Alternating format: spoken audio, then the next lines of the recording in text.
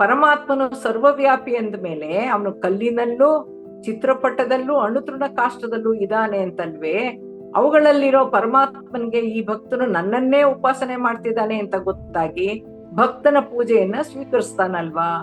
ಅದಕ್ಕೇನೆ ಅವನು ಹೇಳ್ತಾನೆ, ಯಾರು ಅವರ ಚಿತ್ತವನ್ನ ಮನಸ್ಸನ್ನ ನನ್ನಲ್ಲಿ ತೊಡಗಿಸ್ತಾರೋ ಅಂತಹ ಪ್ರೇಮ ಭಕ್ತರನ್ನ ನಾನು ಶೀಘ್ರವಾಗಿ ಮೃತ್ಯುರೂಪವಾದ ಸಂಸಾರ ಸಾಗರದಿಂದ ಉದ್ಧರಿಸ್ತೀನಿ ಅಂತ ಆಶ್ವಾಸನೆಯನ್ನು ಕೂಡ ಕೊಟ್ಟಿದ್ದಾನೆ.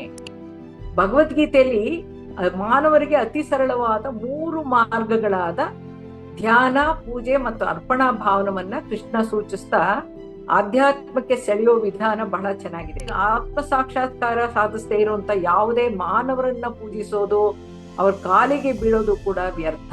ಯಾರೂ ಯಾರ ಕಾಲಿಗೂ ಬೀಳಬಾರ್ದು ಅಂತ ಪತ್ರಿಸರ್ ಹೇಳ್ತಾ ಇದ್ರು. ಈ ಆನಾಪಾನಸತಿ ಧ್ಯಾನವು ನಾಸಿಕದಲ್ಲಿದ್ದು, ಈ ನಾಸಿಕವು ಮೇಲ್ಮುಖವಾಗಿ ನೇರವಾಗಿದ್ದು ಊರ್ಧ್ವಲೋಕಕ್ಕೆ ಗೇಟ್ ವೇ ಆಗಿದೆಯಂತೆ. ಸಂಗೀತ ಬರ್ಬೇಕಾದ್ರೆ ಸಪ್ತಸ್ವರಗಳನ್ನ ಶ್ರುತಿಬದ್ಧವಾಗಿ ಅಭ್ಯಾಸ ಮಾಡ್ಬೇಕೇ ವಿನಃ ತ್ಯಾಗರಾಜರ ಫೋಟೋಗೆ ಹಾಕಿ ಹಾರ ಹಾಕೋದ್ರಿಂದ ಸಂಗೀತ ಬರೋಲ್ಲ. ಹಾಗೇನೆ ಕ್ರಿಕೆಟ್ ಬರ್ಬೇಕಾದ್ರೆ ಫೀಲ್ಡ್ ನಲ್ಲಿ ಬ್ಯಾಟ್ ಬಾಲ್ ಜೊತೆ ರೂಲ್ಸ್ ರೆಗ್ಯುಲೇಷನ್ಸ್ ತಿಳಿದು ಆಟ ಆಡ್ತಾ ಕಲಿಬೇಕೇನು. ತೆಂಡೂಲ್ಕರ್ ಫೋಟೋಗೆ ಹಾರ ಹಾಕಿ ಪೂಜಿಸಿದ್ರೆ ಕ್ರಿಕೆಟ್ ಬರೋಲ್ಲ. ಪೂಜೆಯಿಂದ ಸಿಗದೇ ಇರೋದು ಧ್ಯಾನದಿಂದ, ಧ್ಯಾನಾಭ್ಯಾಸದಿಂದ, ಧ್ಯಾನ ಸಾಧನೆಯಿಂದ ಅನುಭವ ಪೂರ್ವಕವಾಗಿ ಸಿಗುತ್ತೆ.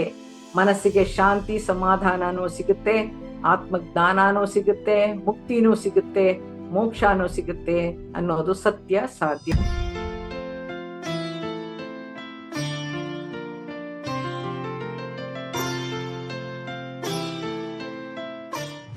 ಈ ಭಗವಂತ ಸರ್ವಾಂತರ್ಯಾಮಿ, ಎಲ್ಲ ಕಡೆ ಇದ್ದಾನೆ, ಎಲ್ಲದರಲ್ಲೂ ಇದ್ದಾನೆ ಅಂದ್ಮೇಲೆ ಗಿಡ ಮರದಲ್ಲಿ, ಪ್ರಾಣಿಗಳಲ್ಲಿ, ನಾವು ಪೂಜೆ ಮಾಡ್ತಕ್ಕಂಥ ಮೂರ್ತಿಯಲ್ಲಿ, ಚಿತ್ರಪಟದಲ್ಲಿ ಕೂಡ ಇರಬಹುದಲ್ಲ, ಅವನು ಕೂಡ ಪೂಜೆ ಮಾಡಬಹುದಲ್ಲ?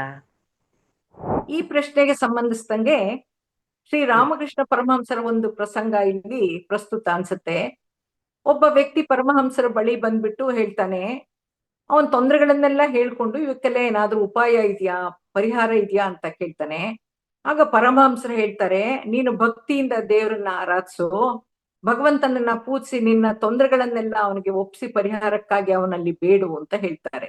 ಅದೇ ಸಮಯದಲ್ಲಿ ಅಲ್ಲೇ ಇದ್ದ ಒಬ್ಬ ಒಣವೇದಾಂತಿ ನಾಸ್ತಿಕ ಪರಮಹಂಸರಿಗೆ ಹೇಳ್ತಾನೆ, ಸ್ವಾಮಿ ಏನ್ ಮಾತಾಡ್ತಾ ಇದ್ದೀರಾ, ದೇವ್ರು ನಿರಾಕಾರ ಅಗೋಚರ, ಅವನ ಶಕ್ತಿ ಸ್ವರೂಪ ಅಂತಾರೆ.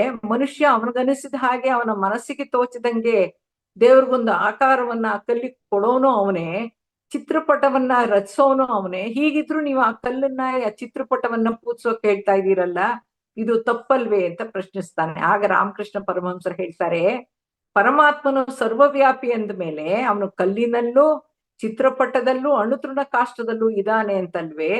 ಅವುಗಳಲ್ಲಿರೋ ಪರಮಾತ್ಮನ್ಗೆ ಈ ಭಕ್ತನು ನನ್ನನ್ನೇ ಉಪಾಸನೆ ಮಾಡ್ತಿದ್ದಾನೆ ಅಂತ ಗೊತ್ತಾಗಿ ಭಕ್ತನ ಪೂಜೆಯನ್ನ ಸ್ವೀಕರಿಸ್ತಾನಲ್ವಾ. ಆ ಭಕ್ತನೂ ಕೂಡ ನಾನು ಪರಮಾತ್ಮನೇ ಪೂಜಿಸ್ತಾ ಇದ್ದೀನಿ ಅಂತಾನೆ ಹೊರತು ನಾನು ಆ ಕಲ್ಲನ್ನ ಪೂಜಿಸ್ತಾ ಇದ್ದೀನಿ, ಚಿತ್ರಪಟಕ್ಕೆ ಪೂಜಿಸ್ತಾ ಇದ್ದೀನಿ ಅಂತ ಅನ್ನೋ ಕಲ್ಪನೆ ಅವನಲ್ಲೂ ಇಲ್ಲದೆ ಇರೋದ್ರಿಂದ ಅವನ ಕೋರಿಕೆ ಬೇಡಿಕೆಗಳು ಪರಮಾತ್ಮನ್ಗೆ ತಲುಪುತ್ತೆ. ಹೀಗೆ ಪೂಜೆ ಮಾಡೋನು, ಆ ವಿಧದ ಪೂಜೆಯನ್ನ ಸ್ವೀಕರಿಸೋ ಪರಮಾತ್ಮನೂ ಕೂಡ ಸಿದ್ಧವಿರುವಾಗ ನನ್ನ ಸಲಹೆ ಅವನಿಗೆ ಸಮಾಧಾನ ತರೋದಾದ್ರೆ ಇವರಿಬ್ಬರ ನಡುವೆ ನಿನ್ನ ಮಧ್ಯಸ್ಥಿಕೆ ಏನು? ಅವನು ನನ್ನ ಮೇಲೆ ನಂಬಿಕೆ ಇಟ್ಟು ಅವನ ಸಮಸ್ಯೆಯನ್ನು ಹೇಳ್ಕೊಂಡಿದ್ದಾನೆ, ನನ್ನ ಸಲಹೆಯಿಂದ ಅವನ ಸಮಸ್ಯೆ ಆ ದೇವ್ರ ಪೂಜೆಯಿಂದ, ಭಕ್ತಿ ಮಾರ್ಗದಿಂದ ಪರಿಹಾರವಾಗ್ಬೋದು ಅನ್ನೋ ನಂಬಿಕೆಯಿಂದ ಪೂಜಿಸ್ತಾನೆ. ಕಾಣದ ದೇವರನ್ನ ಹುಡುಕೋ ಮುಂದಿನ ಹಂತಕ್ಕೆ ಏರಕ್ಕೆ, ತನ್ನಲ್ಲೇ ಇರೋ ದಿವ್ಯತ್ವವನ್ನ ಅರಿಯಕ್ಕೆ ಉಪಾಸನೆನೇ ಮೊದಲನೇ ಮೆಟ್ಲು. ನಂಬಿಕೆ, ಭಕ್ತಿ, ಶರಣಾಗತಿ, ಕೋರಿಕೆ, ಬೇಡಿಕೆಗಳನ್ನ ಭಗವಂತನಿಗೆ ಒಪ್ಪಿಸಿ ಸಮಾಧಾನದಲ್ಲಿರೋದೇ ಮೊದಲನೇ ಹಂತ ಅಂತ ರಾಮಕೃಷ್ಣ ಪರಮಹಂಸರು ಹೇಳಿದ್ದಾರೆ.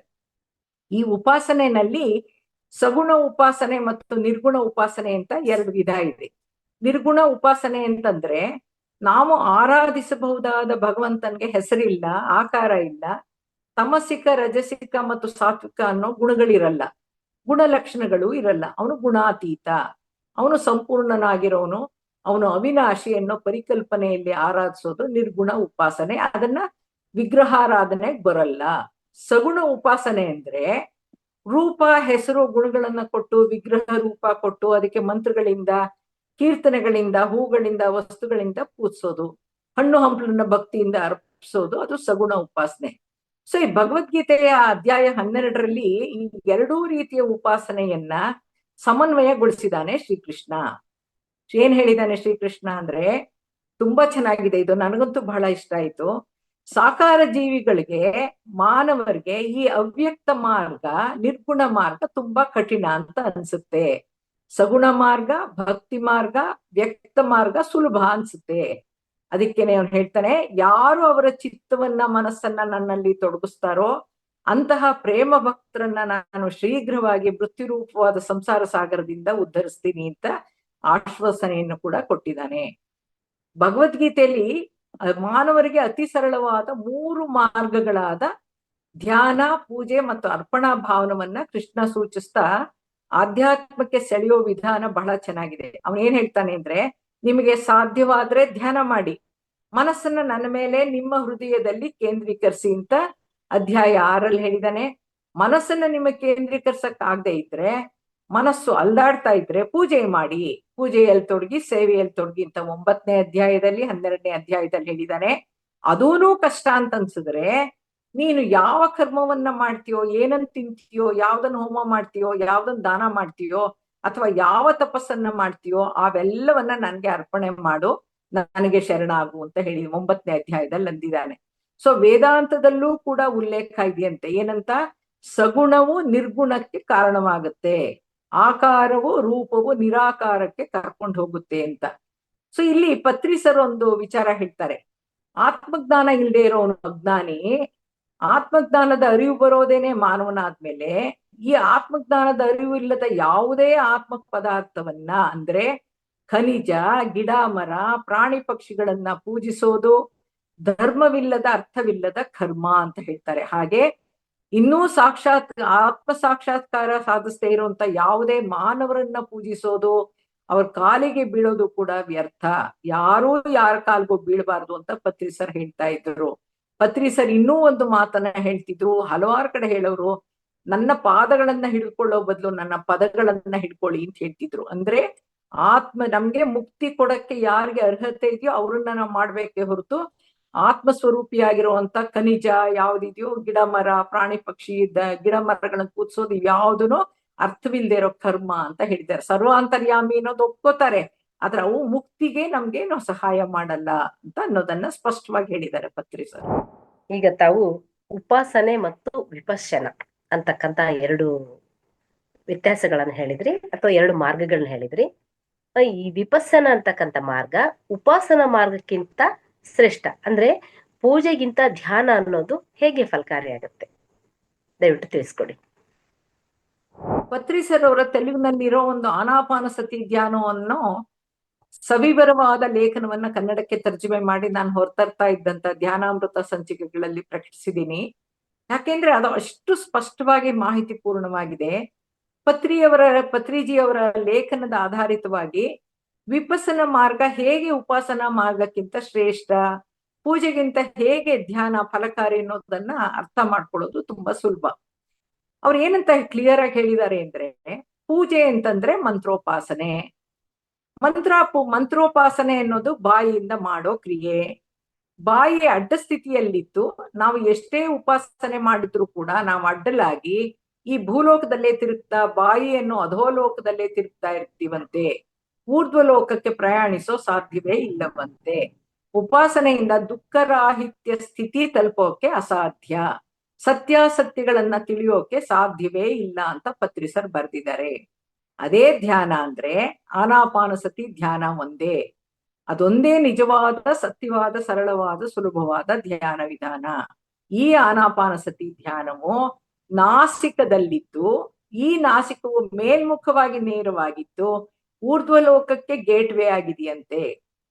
ದೇಹದಲ್ಲಿ ನಡೆಯೋ ಸಹಜವಾದ ಉಸಿರಾಟವನ್ನ ಗಮನಿಸ್ತಾ ಇದ್ದಾಗ ಮನಸ್ಸಿನಲ್ಲಿ ಸುಳಿಯುವಂತಹ ಲೌಕಿಕ ಆಲೋಚನೆಗಳನ್ನ ಅಲ್ಲಿಂದಲ್ಲಿಗೆ ತಿರಸ್ಕರಿಸ್ತಾ ಪ್ರಜ್ಞಾಪೂರ್ವಕವಾಗಿ ಉಸಿರಾಟದ ಗತಿಯತ್ತ ಗಮನ ಹರಿಸ್ತಾ ಬಂದಾಗ ಸ್ವಲ್ಪ ಹೊತ್ತಿನ ನಂತರ ಶ್ವಾಸವು ಅಂದ್ರೆ ಉಸಿರಾಟ ಸಾವಧಾನವಾಗಿ ಸಣ್ಣದಾಗ್ತಾ ಭ್ರೂ ಮಧ್ಯದೊಳಕ್ಕೆ ಅಂದ್ರೆ 2 ಹುಬ್ಬುಗಳ ಮಧ್ಯೆ ಆಜ್ಞಾಚಕ್ರ ಸ್ಥಾನದಲ್ಲಿ ಅದಾಗಿಯೇ ಸುಖವಾಗಿ ಸ್ಥಿರವಾಗಿ ನಿಂತಾಗ 3ನೇ ಕಣ್ಣು ತೆರ್ಕೊಳ್ಳಕ್ಕೆ, ವಿಸ್ಫೋಟವಾಗಕ್ಕೆ ಪ್ರಾರಂಭಿಸುತ್ತಂತೆ.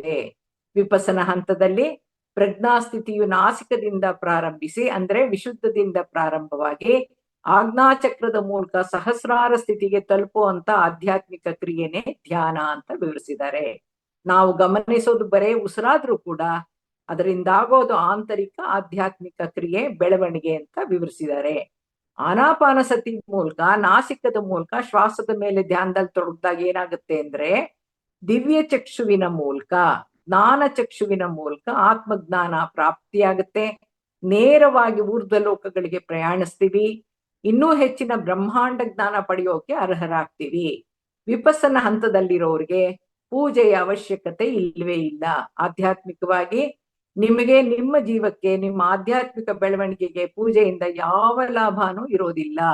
ಪೂಜೆಯಿಂದ ಆತ್ಮಜ್ಞಾನ ಲಭಿಸೋಲ್ಲ ಅಂತ ಪತ್ರಿಸರು ಅನುಭವ ಪೂರಿತವಾಗಿ ಖಡಾಖಂಡಿತವಾಗಿ ಹೇಳಿದ್ದಾರೆ. ಭಕ್ತಿ ಮಾರ್ಗದಲ್ಲಿ ಮಾನವನಲ್ಲಿರೋ ಅಹಂಕಾರ ಮನೋಭಾವ ಕಡಿಮೆ ಆಗುತ್ತೆ. ಅವನ ಆಲೋಚನೆ ಮಾತುಗಳಲ್ಲಿ ಸತ್ಯತೆ ಸುಧಾರಣೆ ಕಂಡು ಬರಬಹುದಾದ್ರೂ ಕರ್ಮ ಸಿದ್ಧಾಂತದ ಅರಿವು ಮೂಡಬಹುದಾದ್ರೂ ಗತಜನ್ಮಗಳ ಕರ್ಮವನ್ನ ತಿಳಿಯೋ ಪಾಪ ಕರ್ಮಗಳನ್ನ ಸವಿಸೋ ವಿಪಸನ ಧ್ಯಾನ ಮಾರ್ಗಕ್ಕೆ ಬರದೇನೆ ಧ್ಯಾನದಲ್ಲಿ ತೊಡಗದೇನೆ ತಮ್ಮ ಸ್ಥಿತಿಗತಿಗೆ ಸಂಕಷ್ಟಗಳಿಗೆ ಕಾರಣವಾಗಿರೋ ತಮ್ಮ ಪೂರ್ವಜನ್ಮ ಕರ್ಮಗಳನ್ನ ತಿಳಿಯೋಕ್ಕಾಗೋಲ್ಲ. ಅವರು ಮುಕ್ತಿಯನ್ನ ಸಾಧಿಸಕ್ಕಾಗೋದೇ ಇಲ್ಲ. ಪುನರಪಿ ಜನನಂ ಪುನರಪಿ ಮರಣಂ ಅಂತ ಅವ್ರಿಗೆ ಪುನರ್ಜನ್ಮ ಕಟ್ಟಿಟ್ಟ ಬುತ್ತಿ ಅಂತ ಅಂದಿದ್ದಾರೆ ಪತ್ರಿಸರ್. ಸತ್ಸಂಗಗಳಲ್ಲಿ ಪತ್ರಿಸರ್ ಒಂದು ಒಳ್ಳೆ ಉದಾಹರಣೆಯನ್ನ ಕೊಡ್ತಿದ್ರು. ಸಂಗೀತ ಬರ್ಬೇಕಾದ್ರೆ ಸಪ್ತಸ್ವರಗಳನ್ನ ಶ್ರುತಿಬದ್ಧವಾಗಿ ಅಭ್ಯಾಸ ಮಾಡ್ಬೇಕೇ ವಿನಃ ತ್ಯಾಗರಾಜರ ಫೋಟೋಗೆ ಹಾಕಿ ಹಾರ ಹಾಕೋದ್ರಿಂದ ಸಂಗೀತ ಬರೋಲ್ಲ. ಹಾಗೇನೆ ಕ್ರಿಕೆಟ್ ಬರ್ಬೇಕಾದ್ರೆ ಫೀಲ್ಡ್ ನಲ್ಲಿ ಬ್ಯಾಟ್ ಬಾಲ್ ಜೊತೆ ರೂಲ್ಸ್ ರೆಗ್ಯುಲೇಷನ್ಸ್ ತಿಳಿದು ಆಟ ಆಡ್ತಾ ಕಲಿಬೇಕೇನು ತೆಂಡೂಲ್ಕರ್ ಫೋಟೋಗೆ ಹಾರ ಹಾಕಿ ಪೂಜಿಸಿದ್ರೆ ಕ್ರಿಕೆಟ್ ಬರೋಲ್ಲ. ಏಕಲವ್ಯ ದ್ರೋಣಾಚಾರ್ಯರ ಪ್ರತಿಮೆಯಿಂದ ಬಿಲ್ಲು ವಿದ್ಯೆ ಬರ್ಲಿಲ್ಲ. ಅವನು ಮಾಡಿದ ನಿರಂತರ ಅಭ್ಯಾಸದಿಂದ ಬಿಲ್ಲು ವಿದ್ಯೆ ಕರಗತವಾಯ್ತು. ವ್ಯಾಸರ ಮೂರ್ತಿ ಇಟ್ಟು ಹಾರ ಹಾಕಿ ಪೂಜಿಸಿ ಹಣ್ಣು ಹಂಪಲನ್ನ ಸಮರ್ಪಿಸಿದ್ರೆ ವೇದಗಳು ಬರುತ್ತಾ? ಕುಬೇರನ ಮೂರ್ತಿ ಇಟ್ಟು ಚಿತ್ರಪಟವಿಟ್ಟು ಅಥವಾ ಕುಬೇರನ ಯಂತ್ರವಿಟ್ಟು ಪೂಜಿಸಿದ್ರೆ ಕುಬೇರರಾಗ್ತಾರ ಅಂತ ಪ್ರಶ್ನಿಸಿ ಅರ್ಥ ಮಾಡಿಸ್ತಾ ಇದ್ರು. ವಿವಿಧ ಆಧ್ಯಾತ್ಮಿಕ ಸತ್ಯವನ್ನು ತಿಳಿಯೋ ಮಾರ್ಗಗಳನ್ನು ವಿವರಿಸಿದ್ರು. ಇದು ಬಹಳ ಚೆನ್ನಾಗಿದೆ, ಸುಲಭವಾಗಿದೆ ಇದು ಅರ್ಥ ಮಾಡ್ಕೊಳ್ಳೋದು. ಆಧ್ಯಾತ್ಮಿಕ ಸತ್ಯಗಳು ಅಂದ್ರೆ ಯಾವುದು? ತುಂಬಾ ಸತ್ಯಗಳಿದೆ. ಆದ್ರೆ ಮಾನವ ಬೇಸಿಕ್ ಆಗಿ ತಿಳ್ಕೊಳ್ಬೇಕಾದೇನು ಅಂದ್ರೆ ಮಾನವ ಅನ್ನೋನು ಬರೇ ಮಾಂಸದ ಮುದ್ದೆ ಅಲ್ಲ. ಅವನು ಆತ್ಮ ಪದಾರ್ಥ. ಆತ್ಮ ನಿತ್ಯ, ಸತ್ಯ, ಶಾಶ್ವತ. ನಾವು ಮಾನವರು ಪರಮಾತ್ಮನ ಅಂಶಾತ್ಮ ಜೀವಾತ್ಮಗಳು. ಮಾನವನ ಬದುಕು ಕರ್ಮ ಸಿದ್ಧಾಂತದ ಅನುಸಾರನೇ ನಡೆಯೋದು. ಮಾನವ ಮಾತ್ರ ಮಾಧವನಾಗಬಲ್ಲ. ಆತ್ಮಜ್ಞಾನವಿಲ್ಲದವನು ಅಜ್ಞಾನಿ. ಎಲ್ಲಾ ರೀತಿಯ ಪ್ರಾಪಂಚಿಕ ಜ್ಞಾನಗಳಿಗಿಂತ ಆತ್ಮಜ್ಞಾನವು ಅತ್ಯುನ್ನತ ಪರಮೋಚ್ಛ ಜ್ಞಾನ. ಧ್ಯಾನದಿಂದ ಜ್ಞಾನ, ಜ್ಞಾನದಿಂದ ಮುಕ್ತಿ. ಹುಟ್ಟು ಸಾವಿನ ಚಕ್ರದಿಂದ ಹೊರಗುಳಿಯೋದೇ ಮುಕ್ತಿ. ಮುಕ್ತಿ ಅಂದ್ರೆ ಬಿಡುಗಡೆ, ಮೋಕ್ಷ ಅಂದ್ರೆ ಪರಮಾತ್ಮನಲ್ಲಿ ಲೀನವಾಗೋದು. ಇವೆಲ್ಲವೂ ಸರಳವಾಗಿ ಸಹಜವಾಗಿ ಒಬ್ಬ ಮಾನವ ತಿಳ್ಕೊಳ್ಬೇಕಾದಂತ ಆಧ್ಯಾತ್ಮಿಕ ಸತ್ಯಗಳು. ಈ ಆಧ್ಯಾತ್ಮಿಕ ಸತ್ಯವನ್ನ ನಂಬೋದು ಭಕ್ತಿ ಮಾರ್ಗ. ಬರೀ ನಂಬೋದು. ಈ ಸತ್ಯವನ್ನ ತಿಳಿಯೋದು ಜ್ಞಾನ ಮಾರ್ಗ. ಈ ಸತ್ಯವನ್ನ ನಾವೇ ಧ್ಯಾನದ ಮೂಲಕ ತಿಳಿಯೋದು ಗ್ರಹಿಸೋದು ಧ್ಯಾನ ಮಾರ್ಗ. ಈ ಸತ್ಯವನ್ನ ತಿಳಿಸೋದು ಸತ್ಸಂಗ ಮಾರ್ಗ. ಈ ಸತ್ಯವನ್ನ ಸಾಧಕರಿಂದ ಆತ್ಮಜ್ಞಾನಿಗಳಿಂದ ತಿಳಿಯೋದು ಸತ್ಸಂಗ ಮಾರ್ಗ. ಈ ಸತ್ಯವನ್ನ ಅನುಭವಿಗಳು ದಾಖಲಿಸಿರೋ ಗ್ರಂಥಗಳಿಂದ ತಿಳಿಯೋದು ಸ್ವಾಧ್ಯಾಯ ಮಾರ್ಗ. ಈ ಸತ್ಯವನ್ನ ತಿಳಿದು ಸತ್ಯದಲ್ಲಿ ನಡೆಯೋದು ಮುಕ್ತಿ ಮಾರ್ಗ. ಅದಕ್ಕೆ ಹೇಳೋದು ಧ್ಯಾನದಿಂದ ಜ್ಞಾನ, ಜ್ಞಾನದಿಂದ ಮುಕ್ತಿ ಅಂತ.